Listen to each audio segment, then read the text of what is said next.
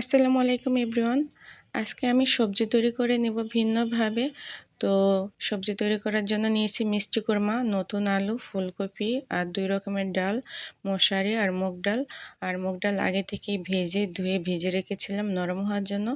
তো সামান্য লবণ আর তেলে ভালো করে ফ্রাই করে নেব। এতে করে মিষ্টি কুরমা থেকে পানি বেশি উঠবে না আর মিষ্টি কুরমা গলেও যাবে না।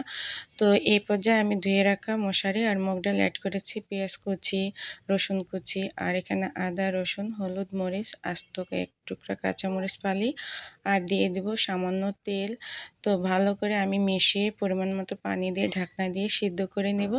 আর যখনই রান্নাটা কমপ্লিট হয়ে আসবে সেই পর্যায়ে আমি একটা ফোড়ন দিয়ে নেব রসুন আর পেঁয়াজ কুচি দিয়ে। তো একেবারে আস্তে আস্তে রেখেছি, মশলা একটু গলে যায়নি। তো এই সবজিটা কিন্তু রুটির সাথে খেতে খুবই ভালো লাগে। তো এই পর্যায়ে আমি টমেটো অ্যাড করে দিয়েছি, কারণ টমেটো আগে থেকে দিয়ে দিলে দেখা যায় আলু ম্যাশ সিদ্ধ হতে সময় লাগে।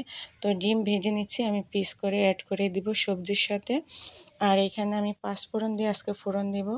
তো পাঁচফোড়নের সাথে 3টে শুকনো মরিচ অ্যাড করেছি। অল্প তেলে আমি ফোড়ন দেব, কারণ ডিমে প্রচুর তেল নিয়েছে।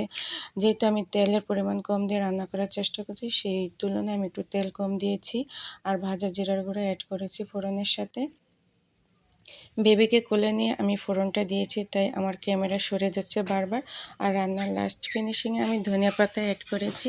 তো এরকম সবজি যদি বাসায় তৈরি করে রুটি দিয়ে খাওয়া যায় বেশ ভালোই হয়। তো ভালো থাকবেন সবাই। Thank you so much.